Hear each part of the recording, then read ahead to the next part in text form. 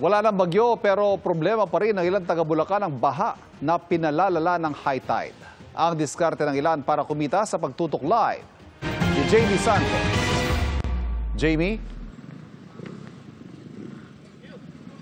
Ivan, sumikat ng araw dito sa Bulacan pero may ilang lugar pa rin ang nananatiling lubog sa baha tulad na lamang dito sa Hagonoy. Sa kabila ng sikat ng araw, may abot bukong-bukong na baha pa rin sa Malolos nang dumaan kami ngayong Sabado ng hapon. Pagdating sa Barangay San Miguel sa Hagonoy, no choice ang mga residente kung hindi lumusong sa hanggang binting baha.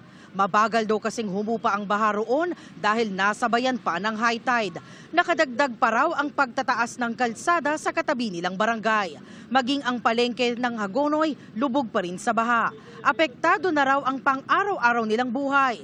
Pwede naman daw hindi lumusong sa baha kung sasakay sila sa mga tinatawag na tikling. Ito yung mga tricycle na itinaas para hindi abutin ng baha. Yun nga lang, mahal daw ang pamasahe. Dahil madalas bahain ang Hagonoy, tumiskarte na ang ilan para sa kabila ng bagyo at baha, may hanap buhay pa rin sila. Itinaas na nila ang kanilang mga tricycle para sa mga pasaherong ayaw lumusong at mabasa ng baha. Paghanap buhay, kanina mapaghanap buhay. Nawawalan po kasi ng pasok mga estudyante. Pagkaroon po ng ng dike. Dredging. Opo. Yun ang the best na solution ang nakikita ko.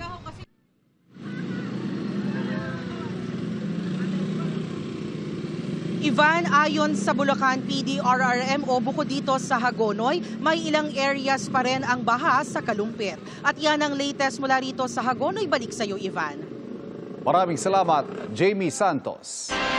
Mga kapuso, patuloy na tumutok sa mga balita. Mag-subscribe sa GMA Integrated News sa YouTube. Sa mga kapuso abroad, samahan niyo kami sa GMA Pinoy TV at www.gmanews.tv.